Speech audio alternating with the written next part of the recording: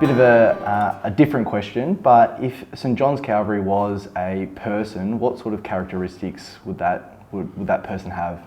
A person. It's a person with long history, so perhaps a mature age person. Even when we walk through, just this morning, some of the staff are just so friendly, welcoming, like you get that, a sense of a hug when you walk in, absolutely. Absolutely, yeah. I'm sorry I didn't hug you when you walked in. No, I felt it already.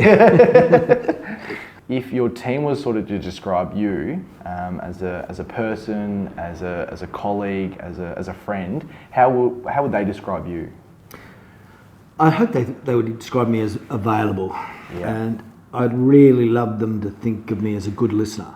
Sometimes I'll talk last and be happy to hear what they've got to say, and I won't know what they've got to say until I hear them.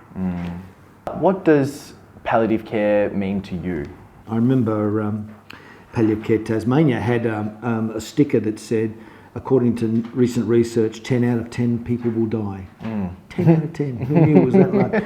So that's an opening for a real conversation about the nature of death and dying. I'm sure you've got a few examples, but do you have any moments that you could sort of reflect on and makes you think about the work that you're doing and how valuable the work you're doing is? Certainly.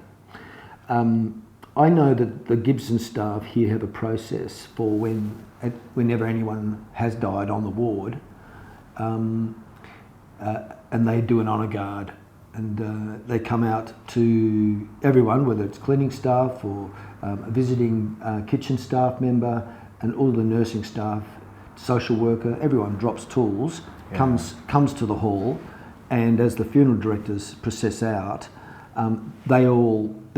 there's silence, but there's also the choice of music that the person made, and that could be everything from Led Zeppelin to Bach. Nursing is a hard profession, and so this was something that's it kind of summarises it, doesn't it? It's a treasure. It's such a great, short but perfect way to put it. And the staff come to this table here to have their huddles and meetings, and they'll have a palliative care week celebration in here, morning tea, and Tracy's always here. Yeah, part of it. That's it. Yeah, brilliant. The professor. Yeah. Sometimes, as Palliative Care Tasmania knows, it can be a struggle to get the right funding for palliative care. Absolutely. It's not a sexy area. It's not a policy triumph always at the top of the recommendations at the election.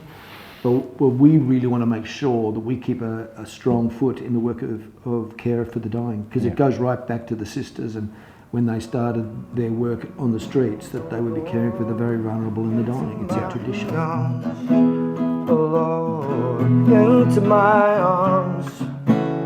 Oh Lord, into my arms.